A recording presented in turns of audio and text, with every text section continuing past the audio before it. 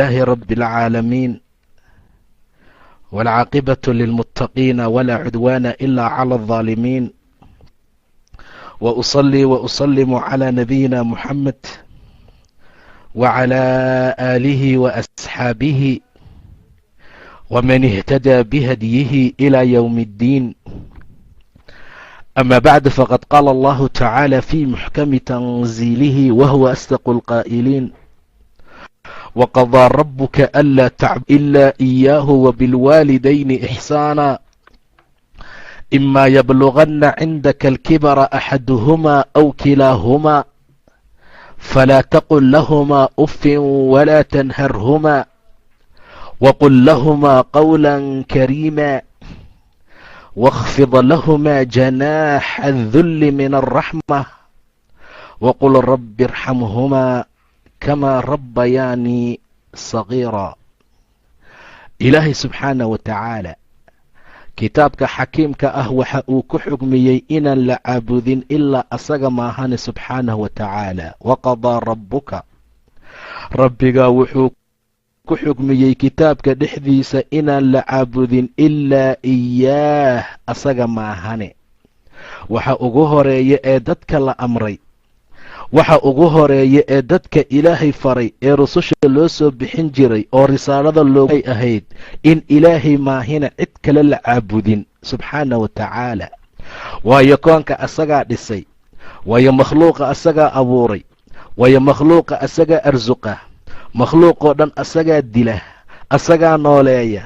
idan dadkii mar allaala markay iska dhasheenay adduunka yimaadeen ma yaqaanaan ujeeddadii iyo sidii loogu talagalay. markaasaa xikmadda ilaah waxay keentay in rusul iyo ambiyo loo soo diro, loo soo dhiiba kitaab, loo soo dhiiba awaamir, loo soo sheega in ay isku xiraan ilaahay iyo dadka dhulka jooga, in ilaahay koonkan leeyahay, in loogu talagalay cibaado, inay asaga markaa ogaadaan, inay markaa bartaan. saasaa marka rususha loo soo diri jiray. walaqaa fii kulli ummatin rasuulan an icbudu allaha wajtanibu taaguut.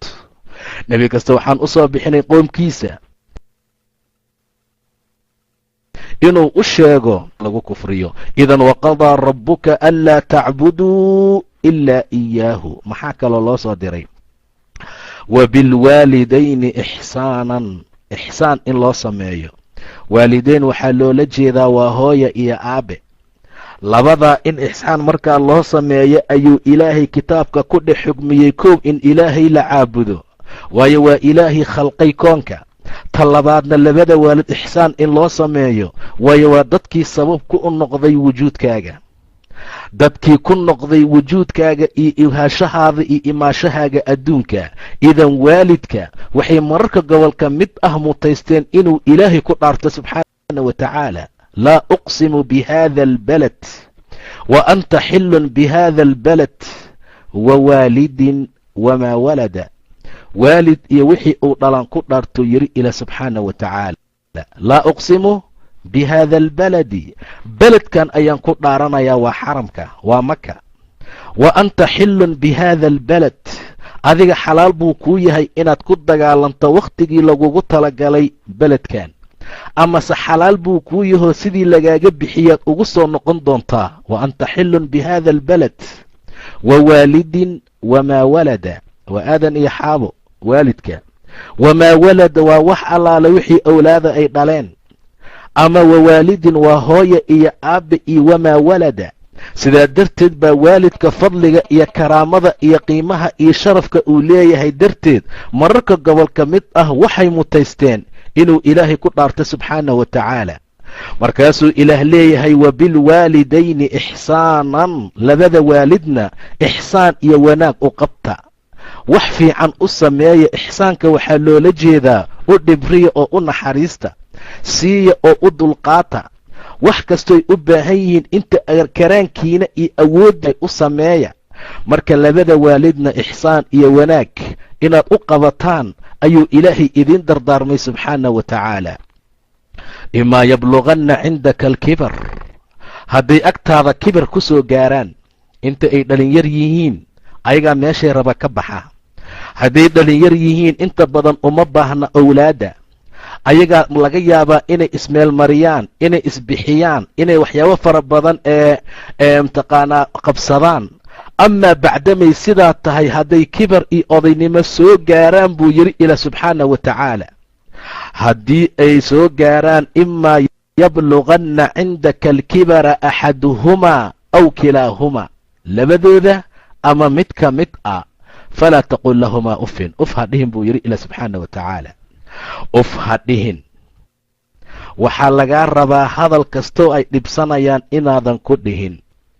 waxaa lagaa rabaa hadal kasta oo dhibaato leh inaadan dhihin. ilan uf marka la leeyahay loolama jeeda kelimada uf keliya, laakiin waxaa loola jeedaa waa wax kastoo qofku uu dhibsado. ilan qofka wixii u soo ura ama wuxuu naco ayuu uf yidhaahdaa.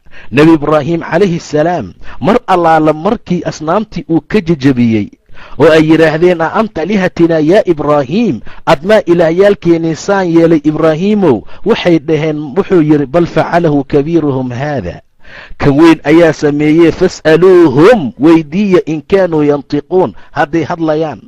naftooday ku laabteen, waxay dhaheen ibraahiimow laqad calimta maa haaulaa'i yantahay, kuwan inaysan hadlaynine maxaad noo dhahaysaa la hadla. markaasuu yidhi afatacbuduuna min duuni illaah, waayahe ilaahay sukadiisa ma waxaad caabudaysaan maa laa yanfacukum shay-an walaa waxaan idin anfacayn idinna dhibaynin. uffin lakum walimaa tacbuduuna min duuni illaah, uf baa idin sugnaaday buu yidhi.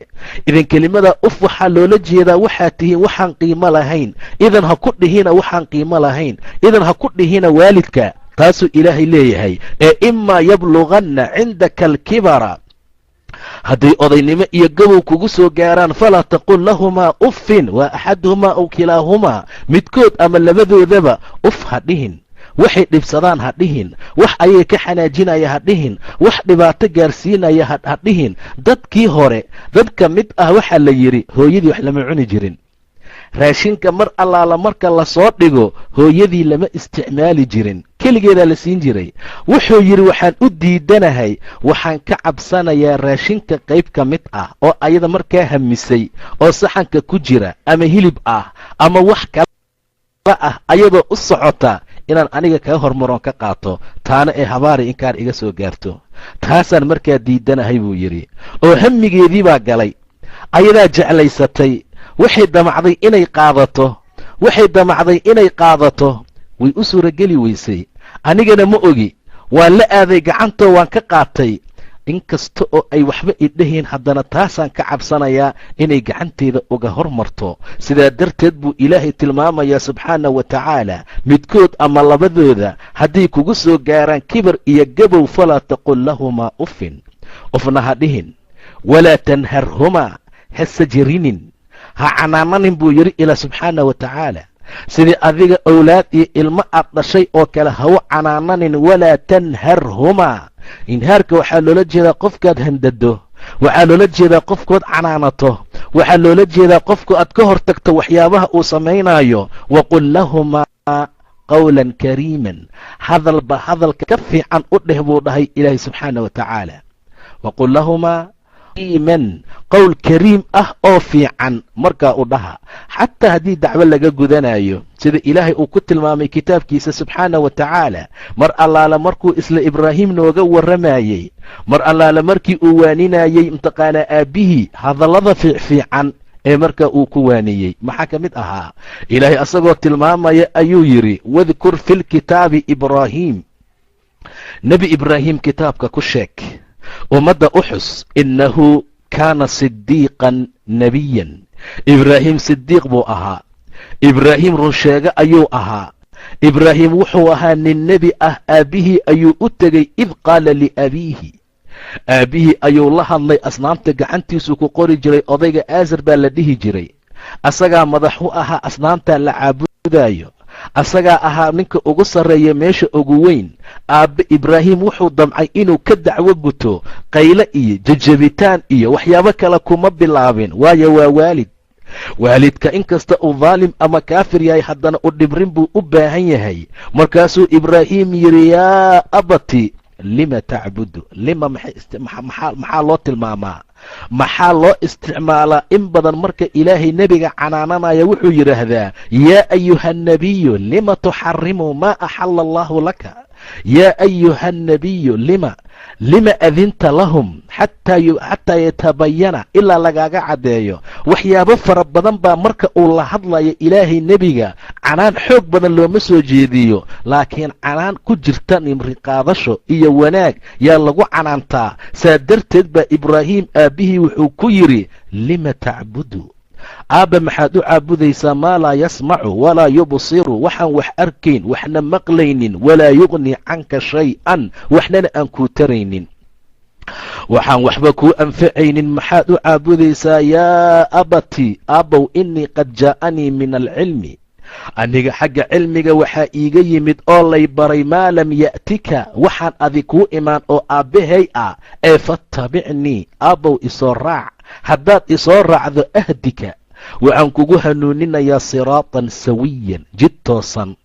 aniga raacitaankayga wadda sadi ayuu kuu noqonaa, waddo toosan ayuu kuu noqonaa, waddo khayr iyo wanaag lagu gaaruu kuu noqonayaa. ee yaa abati inii qad jaa'anii min alcilmi maa lam ya'tika faattabicnii ahdika siraatan sawiya. hadalka waa sii waday, yaa abati laa tacbud ashaytaan, aabbow shaytaan ha caabudin, waayo amar shaydaan buu raacay. ninkii diin ilaahay ka leexdaa diin shaydaan buu raacay, ninkii khayr iyo wanaag ka leexdaa shar iyo dulmiyuu markaa raacay. yaa abati laa tacbud ashaytaan, shaytaan ha caabudin, waayo ina shayطaana kaana lilraxmaani casiyan, allaha raxmaanka ayuu ku caasiyey, allaha raxmaanka amarkiisa ayuu diiday, allaha raxmaanka inuu ku caabudo uu raaco waa diiday shayطaan. aabbow ha isku raacin, amarkiisana ha yeelin, waayo shaydaan raxmaankuu ku caasiyey. yaa abati inii akhaafu an yamasaka cadaabun min alraxmaan, aabbow ani waxaan ka cabsanaa allaha raxmaanka xaggiisa inuu cadaab kaa taabto, oo fatakuuna lishayطaani waliyan, shaydaanka aad weli u noqoto buu yidhi ibraahim. mar allaala markii inta uu ugula dardaarmay odaygii waa hadlay, hadal fiican buu wiilkiisii kula hadlay, asagana dhibaatuu ku soo jawaabo wuxuu yidhi hadda maad nacaysaa ood ka leexanaysaa ood noo diidaysaa ilaahyaalkeenna ibraahiimow, lain lam tantahi haddaadan ka harin la arjumannaka, waa ku rajminaa buu yidhi.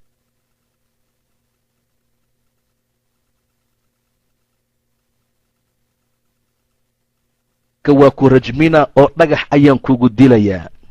zanan iyo wuxuu yidhi salaamun calayka, aabbow nabadgelyo, aabbow nabadgelya ayuu yidhi, waan iska baxayaa aniga waa iska tegayaa. waatuu yidhi innii muhaajirun ilaa rabbi, rabbigay xaggiisaan iska aadayaa. intaa waxaan ula jeednay waqul lahumaa qawlan kariiman, qowl kariima markaa ku dhaha buu yidhi ilaah subxaanahu wa tacaala, qowl kariim ah markaa ku dhaha. intaa kadib wakfid lahumaa janaaxa dulli min alraxma, u raarici dhinacaaga adigoo isu dulaysan, adigoo isu dulaynaya dhinacaaga u raarici. waqul rabbi irxamhumaa, waxaad ku dhahdaa rabbiyow u naxariiso hooyaday iyo aabbahay, kamaa rabbayaanii saqiira, say ii soo koriyeen anigoo yar, say ii soo koriyeen anigoo yar. ilaahayow ugu naxariiso hooyaday iyo aabbahay, waayo ilmaha markay yaryar yihiin waxna ma qabsan karaan, waxna ma samayn karaan. xataa haddii ay baahi qabato ma dhihi karaan baahiyaana haysaa. hadday xanuunsadaan meeshaasaana xanuunaysa ma dhahaan ilaa ay ooyaan maahane. wixii oo dhan bay garanayaan, wixii bay la fahmayaan, wixii bay ogaanayaan. waa lagu soo koriyey, waxyaabo badan baa lagula soo maray. idan u duceey buu yidhi ilaah subxaanahu wa tacaala, duceey oo waxaad dhahdaa rabbi irxamhumaa kamaa rabbayaanii saqiira, siday ii soo koriyeen anigoo markaa yar. haddaba xaaladdaa waxay tilmaamaysaa oo qofka muslimka ay u tilmaamaysaa inuu ku birulwaalideynka inuu markaa ku dadaalo. cabdullaahi bnu cumar ayaa wuxuu arkay wiil xambaarsan hooyadiis oo kacbada tawaafinaya, markaasuu yidhi yabna cumar, ma kula tahay oo sow uma gudin hooyaday